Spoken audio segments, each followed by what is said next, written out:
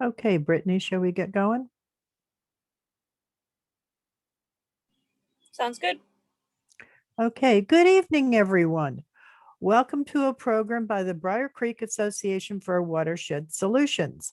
I'm Mary Jo Gibson, and I'm not only a charter, but also a lifetime member of this association. We thank Columbia County Conservation District for hosting this for us, and this event is being recorded. Okay, this is the chunk of land that represents Briar Creek Watershed. Let's see if I get my marker down here.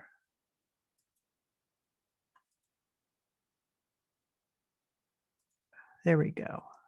Right about down here is the Berwick area, and this blue line across from east to south is the Susquehanna River. We're a relatively small watershed.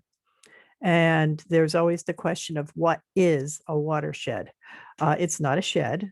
It does include some water, but it's really the land that precipitation lands on and flows on and soaks into. It can also be called a drainage basin. And we're just a small watershed with a small group of people who are very interested in good, healthy watershed practices. This evening, I, as a Penn State Extension Master Gardener in Columbia, will be talking about the spotted lanternfly, its myths, and there are many, and its management. I have always liked bugs. That's me. Many decades ago, my father was a beekeeper.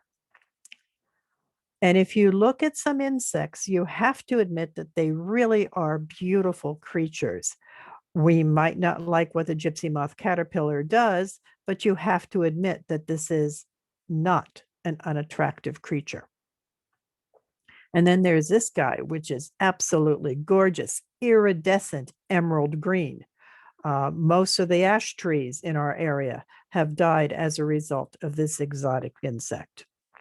And now we have this one, the spotted lanternfly. You have to admit, that's not ugly. That's a really attractive insect.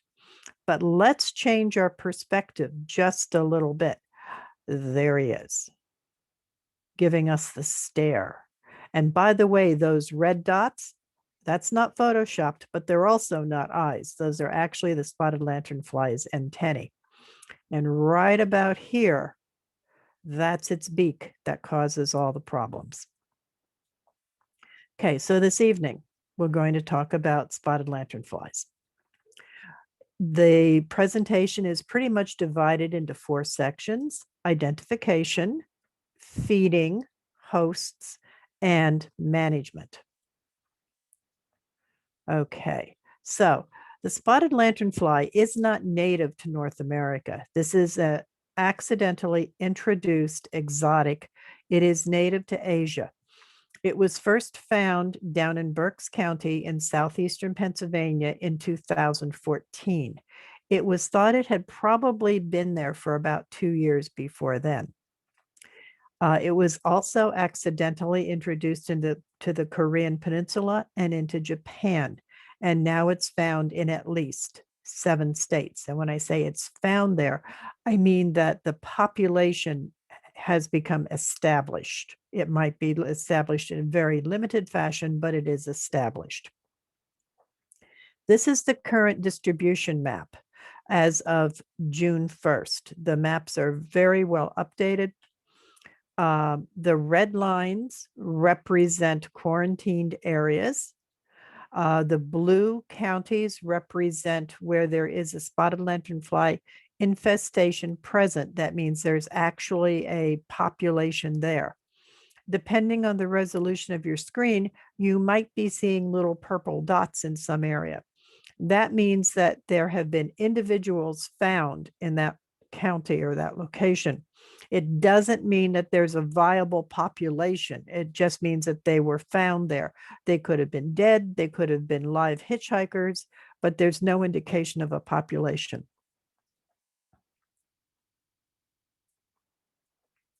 This is, as of March this year, the quarantine area in Pennsylvania. Last year, it was the purple area, and this spring, the Pennsylvania Department of Agriculture added the blue areas. The blue counties are now under quarantine, and I'll explain what that means in a few minutes. Excuse me. The darker blue areas are the municipalities within the counties where there is a known population.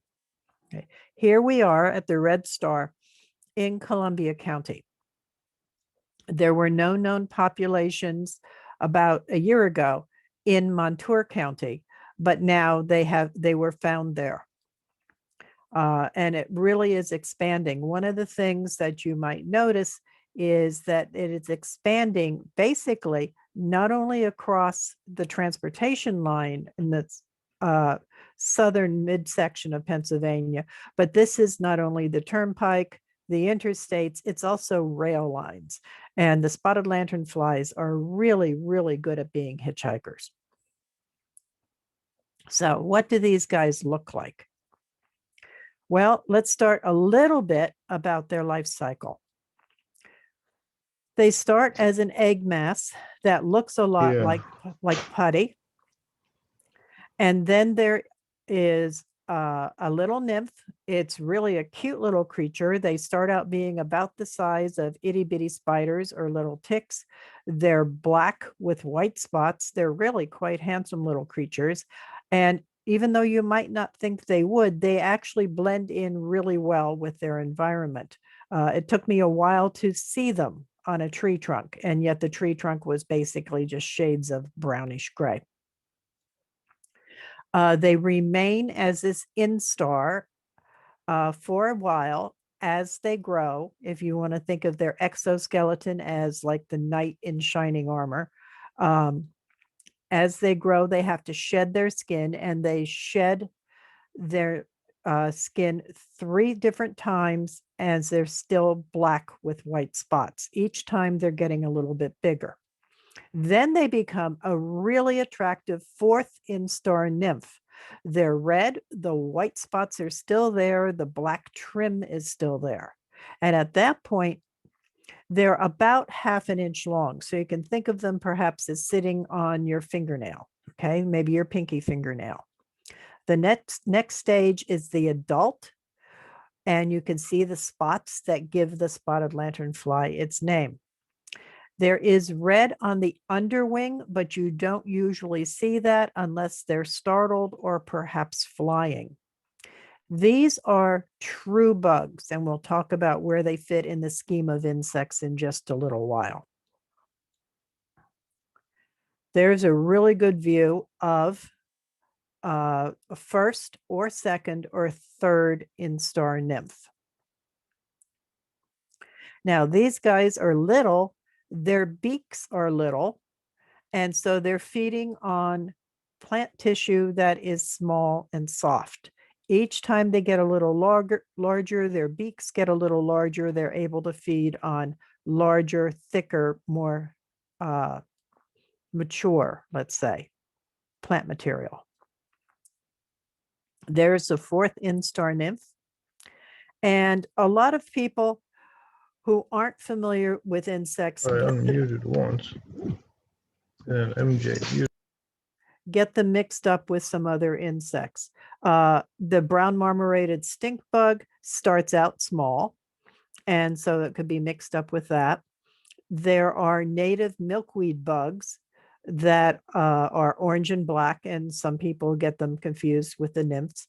The ticks, just the young nymphs are little guys, their legs are long and gawky, and some people get them mixed up with ticks. And then there's an orange and black box elder bug.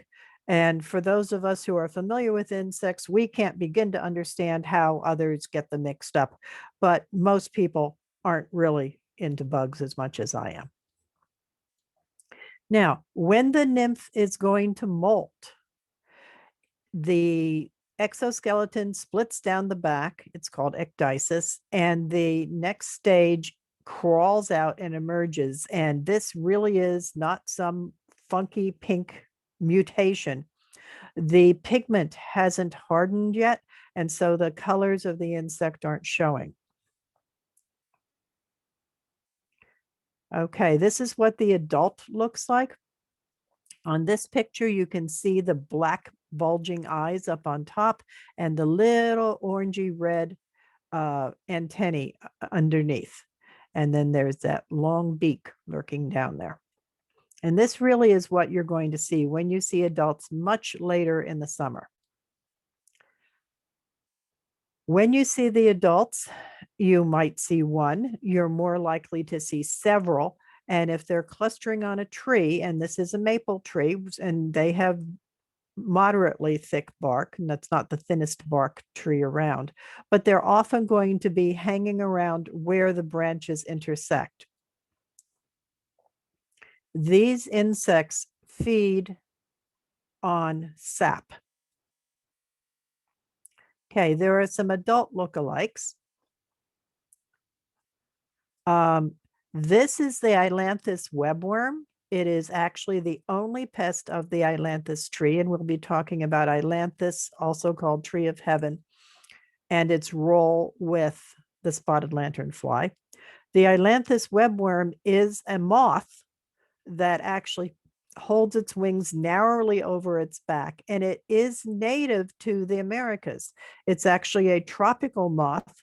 It's been in Florida for many, many, many, many years, and it is now working its way northward following the spread of Ailanthus trees.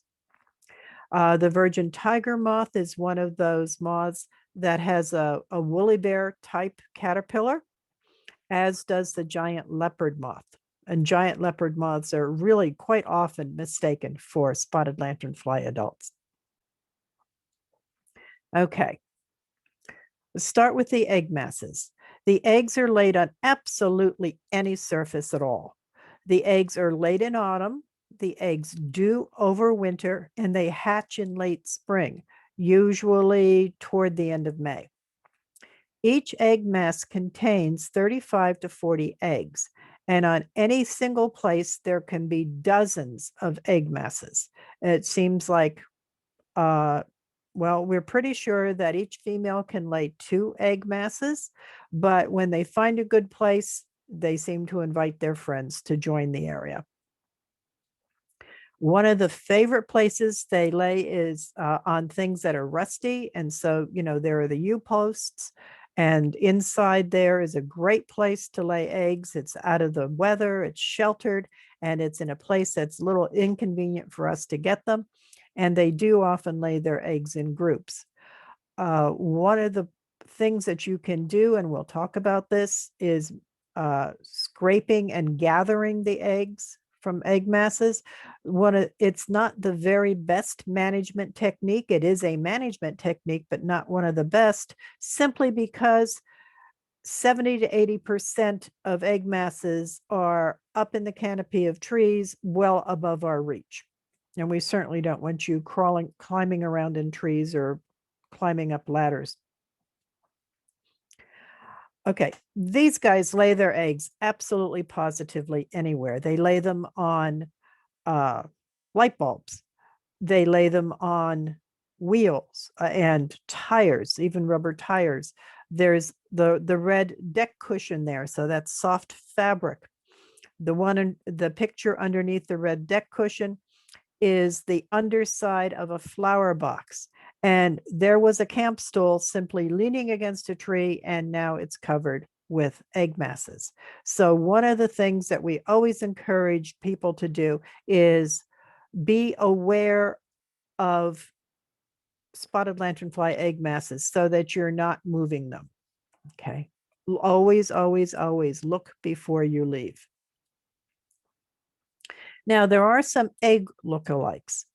The gypsy moth egg masses are beige.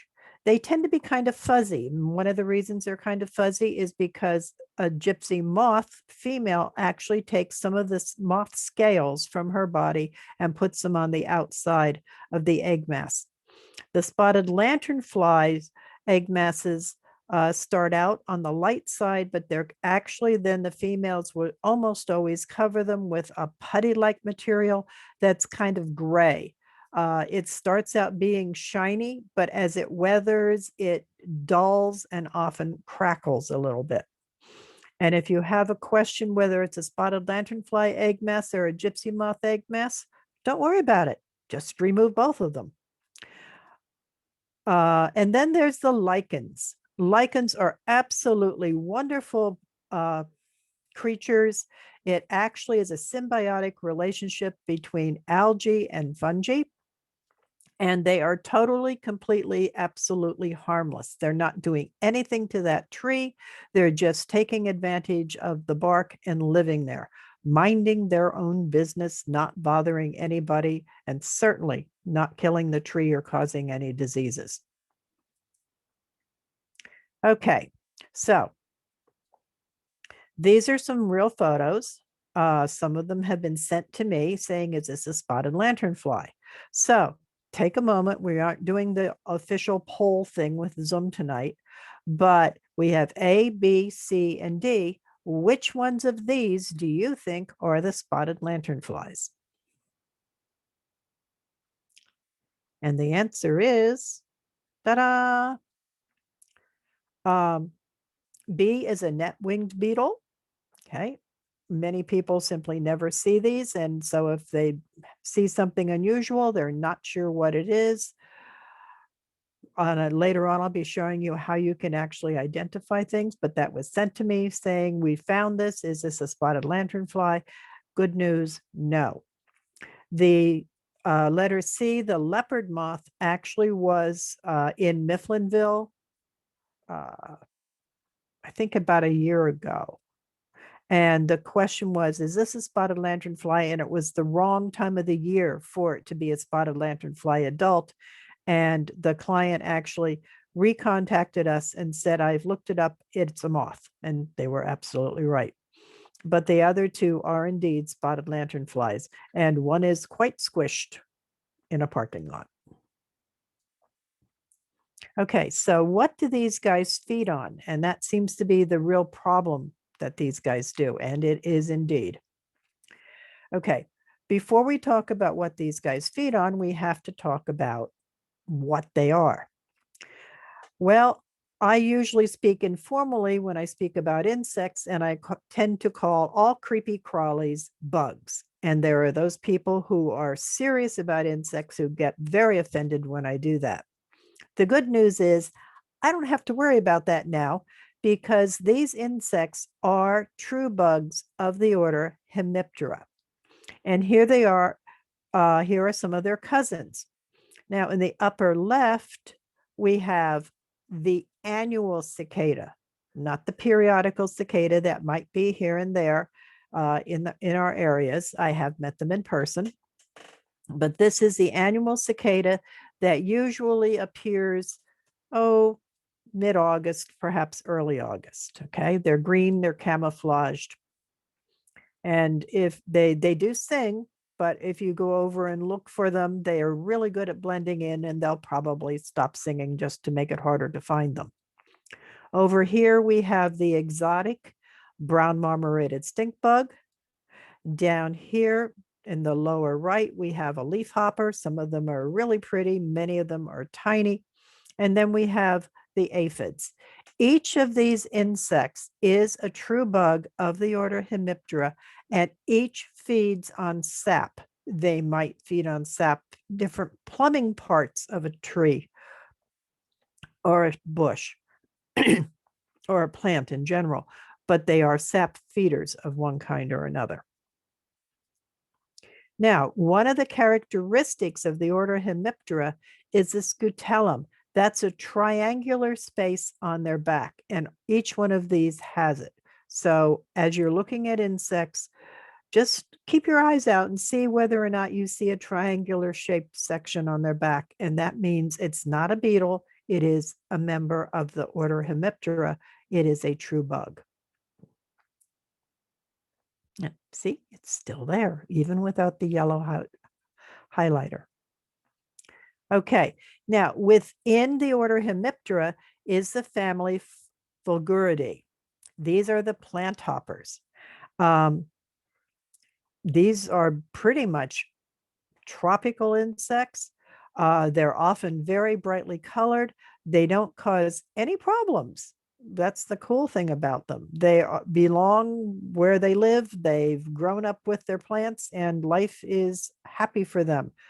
In some cases, the plant hoppers are not even very well studied because they don't have a reason to study them.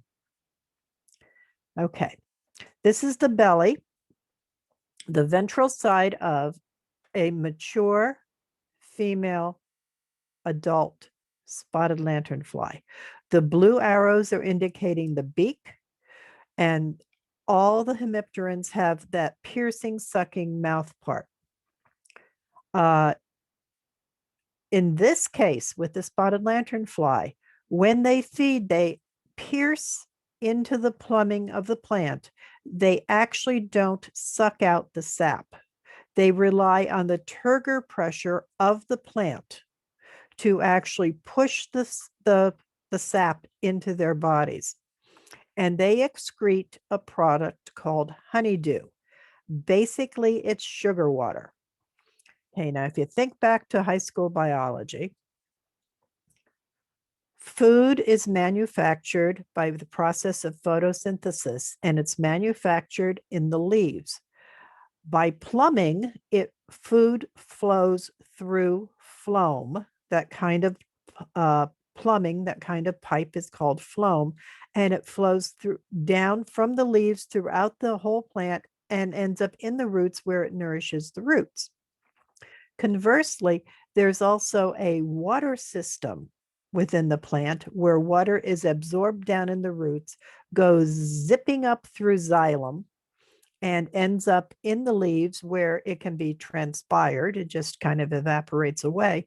But one of the reasons it goes to the leaves is because water is part of the necessary ingredients for photosynthesis. Okay. Now, when the female is mature and she becomes gravid, full of eggs, you can see that it looks like a yellow grid on her abdomen. That's really like spaces between the parts of her exoskeleton. And you can tell the difference between male and female spotted lanternflies. The female adult spotted lanternflies, their last abdominal segment is red. Okay. Now, sit back and just look at this video for a moment. This is a grapevine. You can easily see the cluster of grapes. The spotted lanternflies are feeding on the stems. They're not feeding on the grapes. Their very, very distant cousins, the brown marmorated stink bug, feeds on fruit. These guys don't feed on fruit. Now, if you watch for a moment, you'll see some spray coming out of the tail end of some of these. There's some right there. And what's happening is as the sap flows into the spotted lanternfly, it goes through its digestive system and there's a lot of excretion going on. For whatever reason, these insects are not particularly good at processing the sugars from the sap that they're feeding on. So basically, they're excreting a sugar solution. It's called honeydew. And where it lands is the problem. Here's a grape leaf. This leaf was under an area that was full of spotted lanternflies. The honeydew was excreted. It landed on the leaf. Initially, it's kind of a shiny appearance. It's definitely sticky as the watery part evaporates, leaving behind the sugary part. But then it becomes what is called sooty mold. It gets this really grimy black appearance, and it's basically a combination of some bacteria, but mostly of fungal growth. And this doesn't do a good job of washing off when it rains. And so now you have the leaves not being very good at photosynthesis because it's hard for all the sunlight to get inside the leaf where photosynthesis actually takes place. Unfortunately, these spotted lanternflies, and this is where they become significantly inconvenient, we value landscape and shrubbery and trees near our homes. And these lanternflies are going to feed in the shrubbery, they're going to feed on the trees, they're going to excrete the honeydew, and it's going to land on our decks and our cars and our houses. I was talking with a friend yesterday, and her mother is temporarily living in a camper down in Lancaster County. And she says it looks like they have never in their whole lives washed that camper. And I assure you, they're very fine housekeepers. And basically, she's in an area where spotted lanternflies are, and her beautiful camper is becoming really, really ugly. The good news is it will wash off with soap and water with detergent. In this case, the bottom step was power washed, but you can't do that to the trees and you can't do that to the leaves. Okay, so what kind of trees, plants do these spotted lanternflies feed on? Okay, they feed on many, many, many, many hosts. For a while, they were saying at least 70 different species. Now they're officially saying 103 or more species. This insect is new. Please realize that this is a brand new insect to North America, to northeastern United States. It doesn't know who to feed on. It does a lot of trial and error feeding. It has its preferred foods in its native land. And again, in its native land, it doesn't cause any problems at all. There isn't an overabundance of it. It doesn't really damage trees to speak of. It's just any other bug out there. But here in North America, tree-of-hoven is a preferred host. We've found out through research it is not a required host. Tree-of-hoven is another exotic plant. It is native to Asia.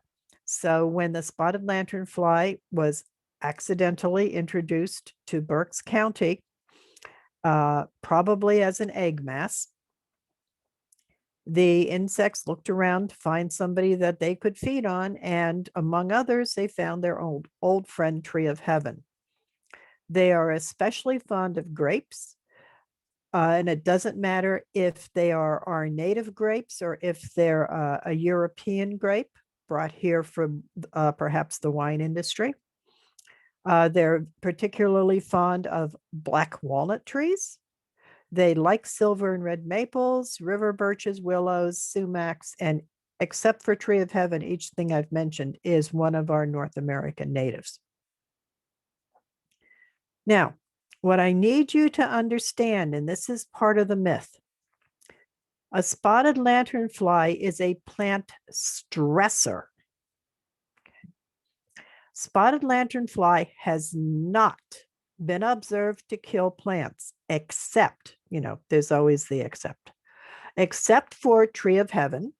And we think that's because it's just an old friend from their native land, and it's a familiar face, so we're going to take advantage of it. Small tree saplings can be damaged to the point of death, and grapevines. These guys have a particular affinity for grapevines. So what exactly do I mean by plant stressor? Okay, there are so many stressors. It means that the fact that a spotted lanternfly is feeding on it, this plant is going to be stressed, and it's going to be more likely to succumb to diseases, or maybe the weather is going to be really weird, and that certainly has been this spring, hasn't it? And then as a result of their feeding, there could be reduced growth, dieback, and possibly death. I was talking with a client perhaps a month ago, and he was telling me that spotted lanternflies killed his maple tree. And I said, really? I asked where he lived, and he was living in a place where I was pretty sure spotted lanternflies were not established. And I said, what do you mean spotted lanternflies killed your maple tree? Well, 2 years ago, there was 1 or 2 branches that were dead. And last year, the whole thing died, and it had to be spotted lanternflies. Well, did you see them? No. Okay. Well, if spotted lanternflies had been on his maple enough to kill it, he definitely would have seen them. So I asked some more questions about, was this a tree that was near his home? Was he going by it every day? Yes, yes, yes. And finally, I asked what kind of maple it was, and he didn't know. So then I asked if there were any black streaks on the bark. Oh, yeah, it's that black stuff that spotted lanternflies make. Well, it's my guess his maple tree probably died of verticillium wilt, because I have seen maples go downhill pretty fast. Nobody seems to notice when 1 branch is bad. They start noticing when 2 branches are bad, but actually there is a fungal disease lurking inside the tree. But this person was convinced that spotted lanternflies, though he had never seen them, were responsible for his maple's death. It's unlikely, but at least he knew what a spotted lanternfly was. Now, in vineyards, there is definitely an issue with spotted lanternflies. They are able to feed on the trunks of the grapevines. And what you may or may not realize is that grape plants bloom on 1-year-old wood.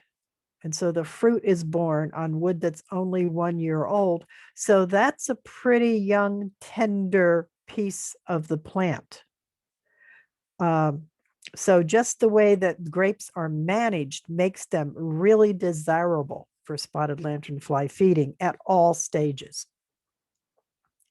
In orchards, spotted lanternflies are feeding. Notice, please, they are not on the fruit. They're not on the apples, but they are clustered on the trunk, on the branches, feeding on the sap.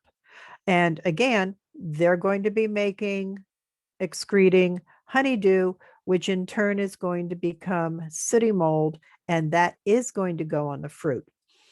And it's really tough to get that washed off of fruit without damaging the fruit. You certainly can't do that with peach. Now, what about in your gardens? Okay, sure. Peppers, blueberries, cucumbers, a hibiscus flower. Okay. Different sizes of the life cycle are going to feed on different plants. And generally, our garden plants, whether we're talking about ornamentals or vegetables, fruits, they tend to be young. Most of our garden plants are annuals, so they're going to be young, they're going to be tender, they're going to be tasty. But please remember, the insect is going to be only a stressor. It's probably not going to kill the plant. And think about how this animal feeds. It doesn't actually suck the sap out. I've had to teach myself to stop saying that. It relies on the turgor pressure within the plant to get the sap into the insect's body. So when the plant starts to wilt down, the turgor pressure is really low, and the insect's going to go somewhere else. And what can you do to fix it? Irrigate. And the plant is likely to survive.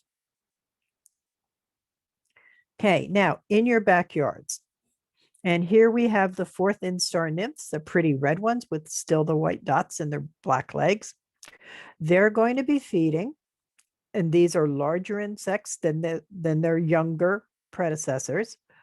And so they're going to be able to pierce through bark And as they're feeding, they're also giving off the honeydew. They're also having that honeydew accumulate on the branches, and that's going to attract opportunists like yellow jackets.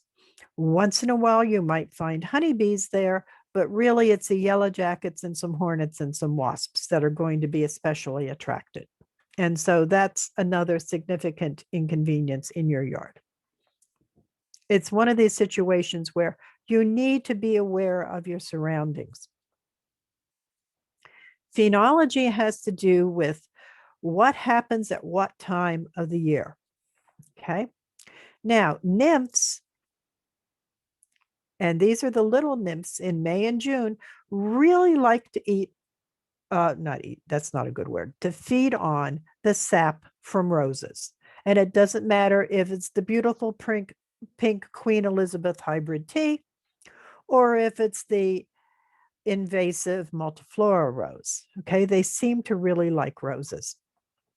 At all stages of their life cycle, spotted lanternflies love grapes, both the wild and cultivated ones. At all stages, they love the exotic tree-of-hoven. For a short time, the older nymphs are going to be found on black walnuts and butternuts. River birches, they're a tougher plant. They're a tree. The bark is thicker. They're going to need, they're going to be a host, a food source for the larger nymphs and the adults, as are willows and sumacs. And the adults really go for silver maples and red maples. They go after, to some degree, any maple, but they really like our silvers and reds. So, what are we going to do about these guys? How can we manage them? Well, number one, stop the spread. Okay. We weren't particularly good about stopping the spread of emerald ash borer. The wind was blowing the right way, and that sounds like a funny thing to say, but the wind was blowing primarily from west to east when the gypsy moths escaped in Massachusetts. That was an accidental introduction. The insects were brought here possibly as part of the silk industry. It wasn't very successful, but there was a storm. They escaped from where they were held. But the wind was blowing from west to east, and that really was a very, very good way to slow the spread. Now we're talking about a creature that moves differently and is quite expert at hopping and hitchhiking. So the number one thing we ask people to do is to stop the spread of the spotted lanternfly. Be very aware of the egg masses and what they can be on. Be aware of hitchhikers. Do your best to prevent your moving them. And the longer we can slow down their spread, and I hate sounding like a very pessimistic person, they are going to spread. They are here to stay. We will never, ever eradicate them. But the longer we can keep them in a smaller area, the more our research is likely to be successful, and we will learn better ways to manage them. You can scrape or smash the eggs. You can use traps on trees, and we'll talk about that in detail because there are major issues with sticky bands. You can remove tree-of-hoven, which is not as easy as you might think. And I'm actually doing a presentation on that later this summer. And as a last resort, you can apply insecticides. Okay, so don't move firewood. Why are we talking about firewood again like we did with emerald ash borer? Because people go camping. And based on what's been on the local and national news, outdoor recreation is really booming right now. It's a way to get out of the house, enjoy the outdoors, and have basically limited interaction with those outside of your bubble. And Many people take their own firewood with them, or maybe they'll buy firewood on site, which is the best way to do it. But then instead of leaving the firewood for the next camper, they take it home. And it's really, really easy for egg masses to be on that firewood. Always check your outdoor equipment before you're relocating. And this might sound kind of odd. Don't park under infested trees. Well, you really don't want all that honeydew falling on your vehicle. In some cases, you don't have a choice, though. But keep your windows rolled up because it's really easy to take home hitchhikers. Taking home a couple nymphs might not seem like a big deal, but later in the summer, if you took home a gravid female, she could easily lay her eggs in your backyard. Penn State and the Pennsylvania Department of Agriculture are doing outreach programs, putting signs up, bus terminals, train stations, rest areas along the highways. Okay. And it's really quite amazing how strong insects can be attached to your vehicle. Yeah, they really can hold on really well. Okay, so how do you remove the eggs? You scrape the eggs into a bottle or a bag and submerge them in alcohol. Okay, don't just scrape them onto the ground. Just like a gypsy moth egg mass, you scrape it on the ground, they'll hatch from the ground. Okay. You can also, and I've been told this is rather gratifying, you can smash the eggs with a hard surface. It's actually sounds and feels kind of like bubble wrap breaking on a much smaller scale, but it's a bubble wrap thing. Okay. You can then send them to a landfill. Actually, you can bury them. Okay. If they hatch, they're not going to dig their way out from below ground. So you can send them to the landfill, you can burn them, or you can bury them, but don't simply scrape them onto the ground. Now, one of the methods that was used successfully, but differently, to manage gypsy moth caterpillars was to put sticky bands around trees, but within a fold, perhaps of burlap, because gypsy moth caterpillars at some stages of their life cycle actually come down out of the trees and then crawl back up the tree trunk to feed in the canopy the next day. So we would put sticky bands around and often put a fold of burlap over them, and that would trap them. Well, the idea does work with spotted lanternflies. The nymphs either fall out of the trees, get blown out of the trees by the wind, or just jump out of the trees and then do crawl back up the trunks again. And a sticky band will catch them. There's a huge however. You absolutely positively must cover the sticky band with window screening, okay? Not the chicken wire that's shown here. And it's because the bands will catch non-target animals. They will catch little birds, they'll catch bats, they'll catch hummingbirds, they'll catch squirrels, and it becomes a huge mess, and it really is very distressing. So the idea is to use not a wide sticky band, but a narrow one and cover it with a loose wire screening skirt, okay? But it works. But you have to be extraordinarily careful about the construction. This is another way to do it with window screening as a skirt. Okay, this is okay. This is going to prevent the bycatch of non-target animals. We don't want to mess up our good creatures in an effort to stop these exotic ones. Now, there's a new method called a circle trap, and they can be purchased commercially, but circle traps can also be put together on Penn State Extension's website. There are a couple different methods to make your own using window screening and pieces from a gallon milk jug and baggies, and it works. Now, another method is to manage tree-of-hoven. which I almost always call ailanthus. The scientific name is Ailanthus altissima. The idea is to remove the tree-of-heaven, which is very attractive to spotted lanternflies. Remove the tree-of-heaven to reduce the spotted lanternfly populations. But that's a lot more difficult than you think, and I'll go over a couple of the techniques today. Tree-of-heaven is an amazingly tenacious plant. You can't just go cut it down. You can't just go cut it down and spray the stump with a concentrated herbicide to kill it. That's not going to work because it root sprouts like crazy. So you have to treat it a certain way with herbicide before you remove it. You just can't go out and do it. It comes back with a vengeance. PennState has a fact sheet specifically on tree-of-heaven, and at the end I will explain how to get all of these resources. It's outrageously easy.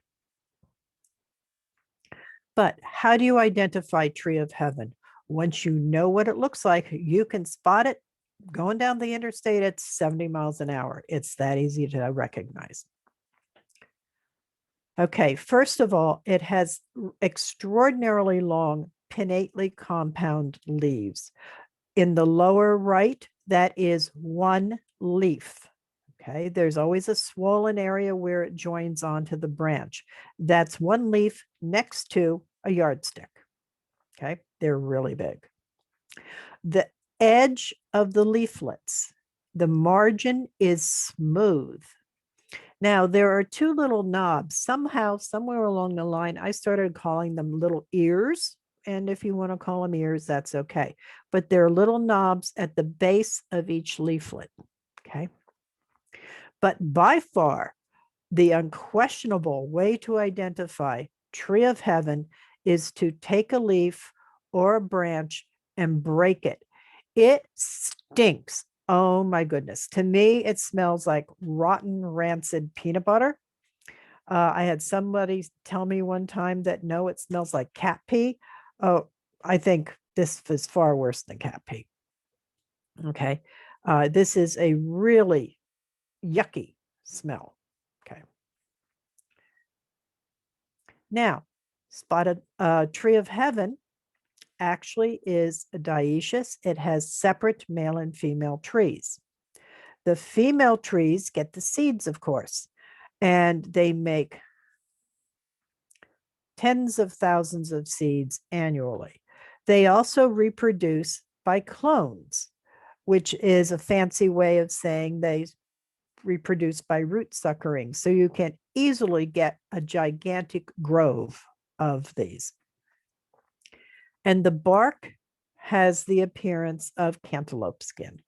And I make that connection because I don't enjoy the scent of cantaloupe. So to me, the cantaloupe skin and the bark and the yucky peanut butter odor all go together. Cantaloupe doesn't smell anything like rotten peanut butter, but I don't like the smell of cantaloupe.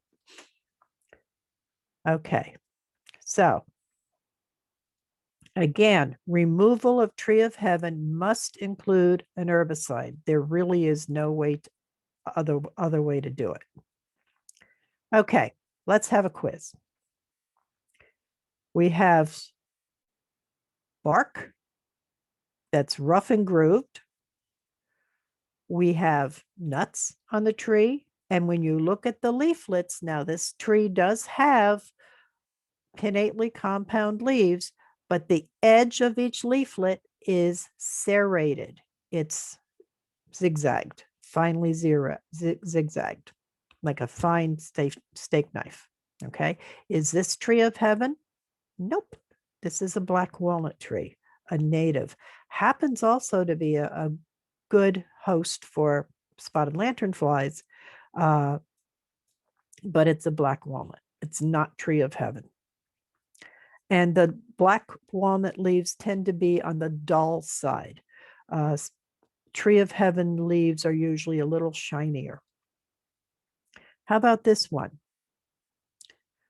The bark, especially on some young trees, is fuzzy. They have flowers in a spike that turns red and fuzzy. And they have narrow leaflets that are also serrated. Is this tree of heaven? Nope. This is staghorn sumac. Also a friend to spotted lanternfly, but a good native plant that is really good for our birds. Is this tree of heaven? It has really, really large leaf scars and the bark looks like cantaloupe. The stems are smooth, not fuzzy, and the stems have this really large base where they hook on to the branches. And boy, that's strong too. It's actually kind of hard to rip a leaf off of a tree of heaven. And here are the leaflets, which are smooth, have a smooth margin, except for those little ears, the 2 to 3 knobs at the base of each leaf. Yes, ding, ding, ding, ding, ding. This is tree of heaven, Ailanthus altissima. So what are you going to do to manage spotted lanternflies? You have so many insecticide choices. It is absolutely overwhelming. And yet perhaps insecticide is not your best choice. Well, please do not use any kind of home remedies. I purposely put the X on first so that you're not seeing all the other products underneath. First of all, homemade remedies don't come with any instructions on the right way to use them or the right way to store them. They are likely to be toxic to your family, to your pets, to beneficial insects, and very likely toxic to the plants that you are theoretically trying to save. So please, no homemade remedies. Now, we do have a new fact sheet, spotted lanternfly management and pesticide safety.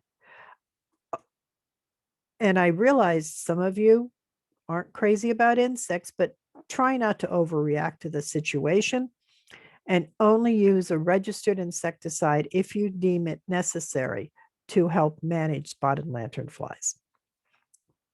Brand new, hot off the press, is a new document, Spotted Lanternfly Management for Residents. It's on our website. I'll explain how to get there in a couple moments. Now, please do read our residence guide and think about which option is going to work best for you. Instead of just grabbing a bottle of kills them all, let's go through it step by step. First, what kind of plants are you trying to protect? Are you trying to protect the plants in your garden? Are you trying to protect a sentimental plant that perhaps was from your grandmother? Do you see a lot of spotted lanternflies or just a few? It really makes a difference. Do you see any spotted lanternfly damage on your plants or trees, or are they just there? Are they just hanging out, having some lunch, and they really aren't damaging your plants? Do you really have to manage them? Do you or your neighbors have bees, honeybees, or other insects that might be harmed by spraying the insecticides? Please look beyond just trying to kill the spotted lanternfly and realize it's really hard to manage spotted lanternflies without inadvertently harming the good bugs that are out there. And yes, there are a lot of good ones. Now, within the documents I've just mentioned, there are charts. This one even lists some brand names, okay? This explains how the product works. Does it work on contact, or is it something that is systemic? It actually goes inside the plant. And this is the really important one. How well does it work for spotted lanternflies? Okay, so take a moment, do some reading, educate yourself. So what's being done? The Pennsylvania Department of Agriculture and the United States Department of Agriculture are working to identify the highest priority sites. They're going to be targeting the high populations. And there we have ground zero, the area surrounding Berks County. Now they're working to expand that area. Again, the concept is slow the spread. Stop the spread would be terrific, but let's slow it, okay? The more we slow it down, the more we'll have more time for research to figure out a safe way to manage these insects. It took a whole lot of permissions, but the Department of Agriculture has figured out a way to actually manage spotted lanternfly populations along railroad rights of way, because they're finding that's a really big area for hitchhikers. Okay, so they're actually trying their best to manage along the railroad rights of way. So, because the spotted lanternfly is so attracted to the tree-of-heaven, one of the management techniques that the Pennsylvania Department of Agriculture is trying is to use tree-of-heaven as a trap tree. Okay, I'm going to give you the nickel version of how this works. There is a really fine webinar that talks about managing ailanthus and using ailanthus as a spotted lanternfly trap tree. The most important thing that I can tell you is plan ahead. You just can't go out, buy a bunch of chemical today and do it tomorrow. Timing is absolutely critical for this process, okay? Now, as I'm going to be going through this, I'm going to be using two words that are often confused. The word pesticide means something that kills a pest. I will be talking about two different, totally different types of pesticides. I will be talking about herbicides that kill plants and insecticides that kill insects. And when you're using tree-of-heaven as a trap tree, you need to apply both at the right time. Okay, this is how it works. The first thing you do is you identify tree-of-heaven. And you kill most of the tree-of-heaven trees with herbicides. Okay, you're now killing the trees. You don't kill all of them, you kill most of them, and you identify which are the female trees. You look for flowers or seeds. Okay, and why do you kill off the females? Because they're the ones that are going to be throwing out seeds, and the seeds are going to blow away and spread. Okay, I find tree-of-heaven seedlings pretty commonly in Nescapec. Okay, so you identify the tree-of-heaven first. You identify the female trees and you kill them with herbicide. And that requires doing it at a certain time of the year, which is late summer. Okay, now you need to remember that spotted lanternflies feed on sap. So they're only going to feed on live trees. Okay, so in this picture, the grayed out ones are dead. The live trees are kind of greenish. Okay, next step, you treat the remaining living trees with a systemic insecticide. Okay, these are live trees. You want them to stay alive. You want their sap to be flowing, but you're going to apply a product, an insecticide that is going to go throughout the tree. Okay. And again, timing is important here. The spotted lanternflies are going to feed on the living insecticide-treated tree-of-heaven, and then the insects are going to die. The tree of heaven is going to keep living happily ever after, but the insects are going to die. There they are, dead on the ground at the base of a trap tree. Now, have I just given you enough information to go do this? No way. The information on how to do it, if you choose to do it yourself, you of course can hire a professional, is on Penn State's website in a couple moments. Okay, what about natural predators? Oh, great. New study done. We're now finding out that we do have some native birds that are feeding on them. We're finding out that chickens are really good at feeding on spotted lanternflies. And these are all generalist predators. There's their old friend, praying mantis. Most of the praying mantises that we encounter are actually Chinese mantids. They were brought here for insect control. We do have native praying mantids, but most of what we see out there are the Chinese, and so they're old friends. Oh, look, lunch. Here we go. Up on the upper right here, we have a predatory stink bug. Not all stink bugs are bad. Not all stink bugs feed on plants. Some feed on other animals. And of course, spiders tend to be generalists. Okay. Now, I've said that spotted lanternflies are not a pest in their native land. How come? Well, there are parasitoids, and there are a number of parasitoid insects. These are insects, these happen to be itty bitty, teeny tiny wasps about the size of a gnat. They couldn't sting you even if they wanted to. But these are parasitoid wasps that lay their own eggs, the wasp eggs, inside a stage of the spotted lanternfly. In this case, they actually lay their eggs in the eggs of spotted lanternflies. And it ends up killing the host, killing the spotted lanternfly. We have found these in their native land. We are now studying them. There are 2 species that are currently in U.S. quarantine facilities because we have to make sure they're not going to mess up our native plants and animals. Okay, we want to not make the matter worse.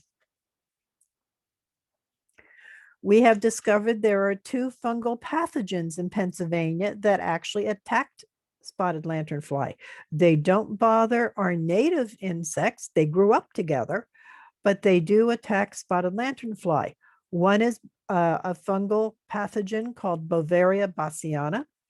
This is actually already in commercial production as an insect control in agricultural crops.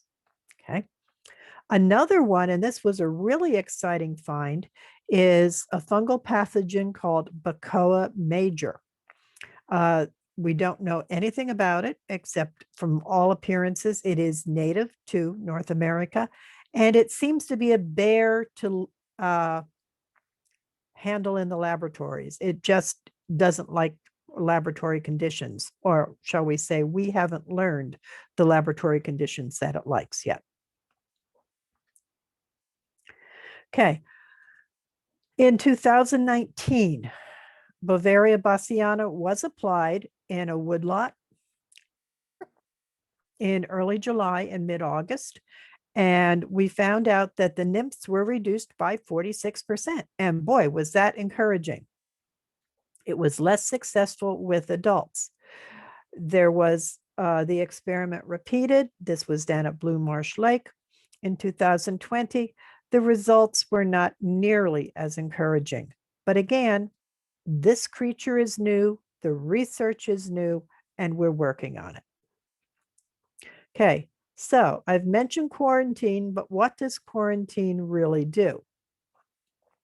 The quarantine simply means no one may intentionally move viable life stages of the spotted lanternfly. And there are checklists available to help you remember what to look for. And here are just a few of them. Basically anything, okay? Anything that's outdoors. Now, if you are a business, you need a permit to move within and out of the quarantine zones. It's basically each one teach one, train the trainer. A business owner or representative of the business takes a course online. It's free from Penn State. We do offer the testing.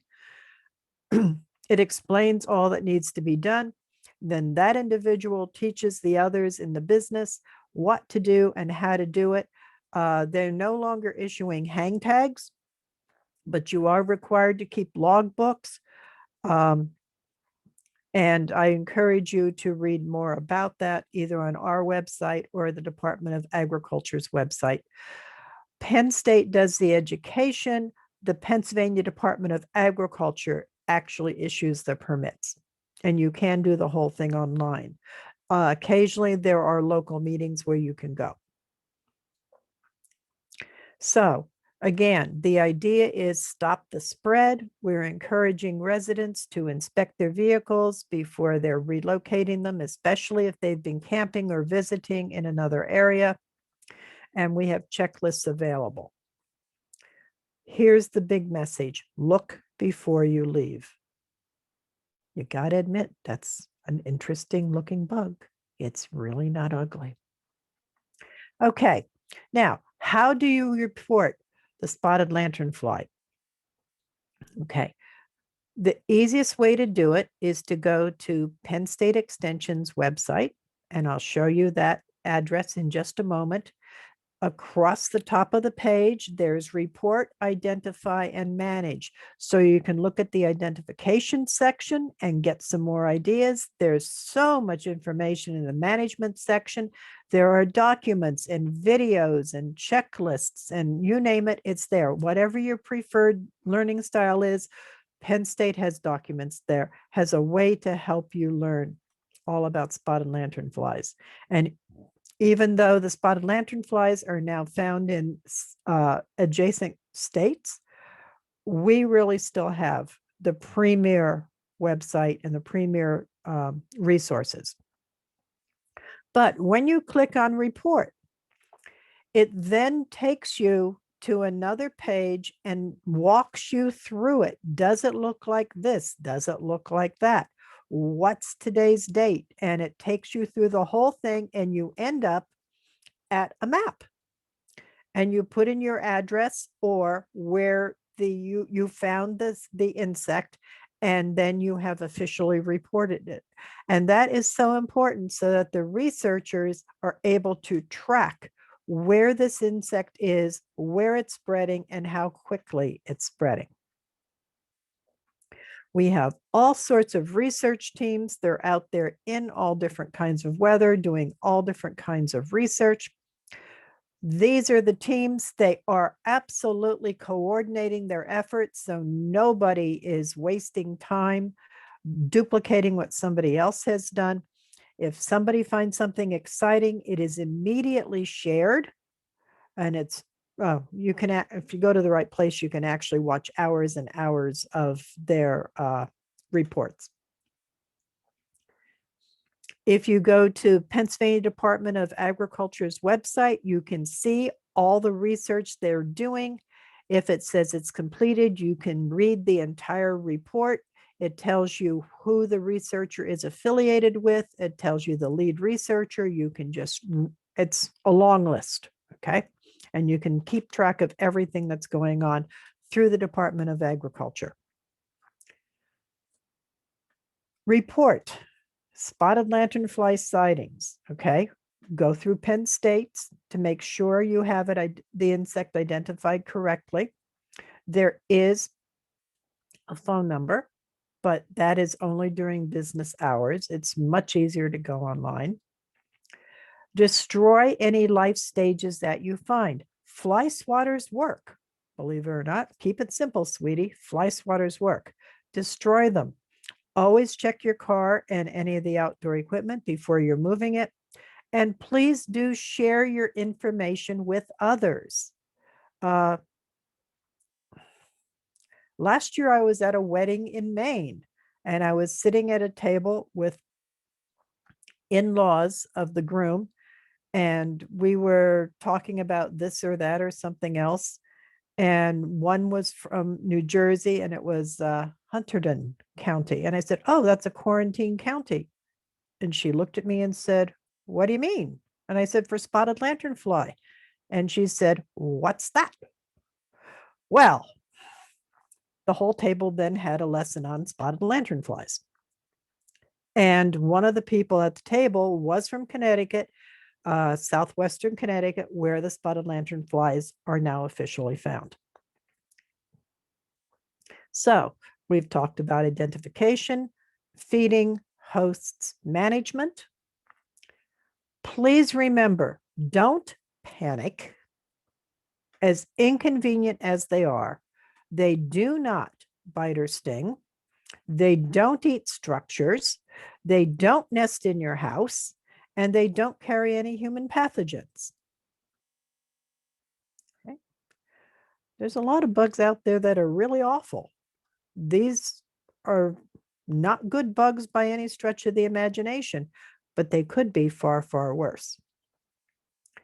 There is life after gypsy moth caterpillars, and there will be life after the spotted lanternfly.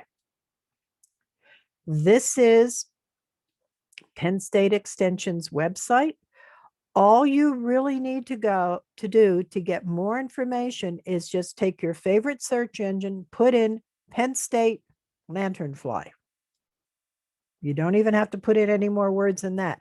And that search engine will automatically take you to this location. And then you just put, it works on phones.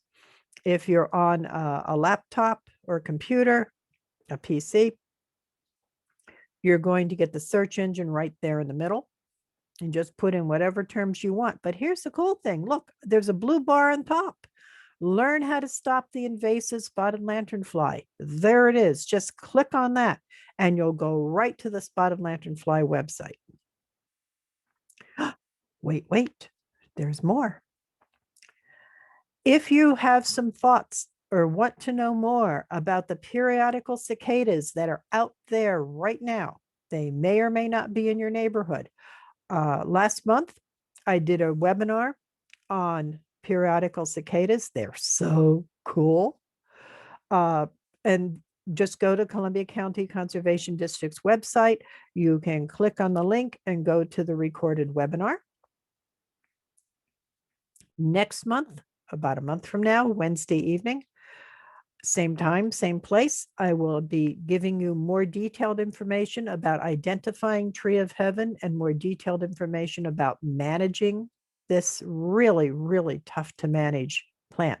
See how the leaves are kind of shiny? Yeah, you really can spot them easily. The way the leaves are held, the shape, the color, and especially the shininess.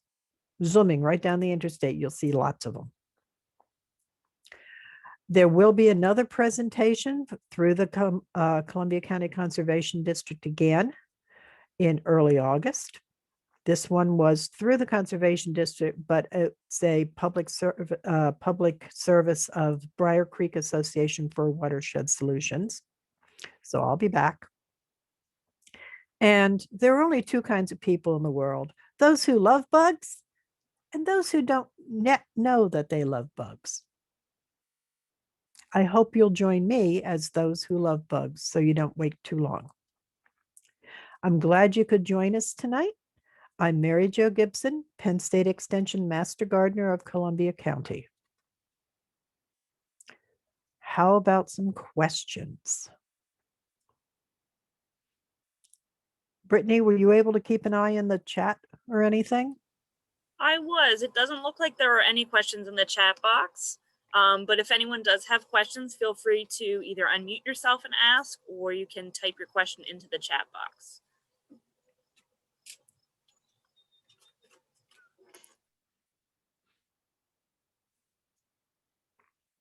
Okay, this time I did go over an hour when I did periodical cicadas. I was so proud of myself for coming in under an hour, but spotted lanternflies take a while because of Ailanthus, and these guys really are important to know about.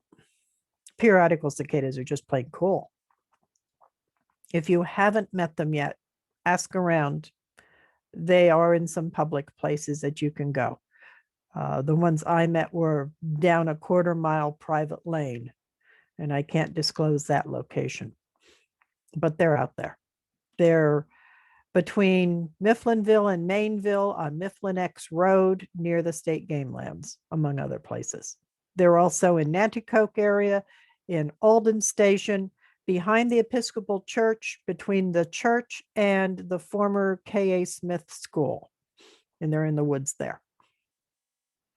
I didn't go marching into the woods to see them, but I heard them from both locations. So they're in that patch of woods. They're cool, very cool. Okay. If nothing else, I will say thank you very much. I hope to see many of you next month. Look before you leave. Don't move any parts of spotted lanternflies around. Good night. Hi, Tom. Hi, Carol. Good night, Pam and Tom.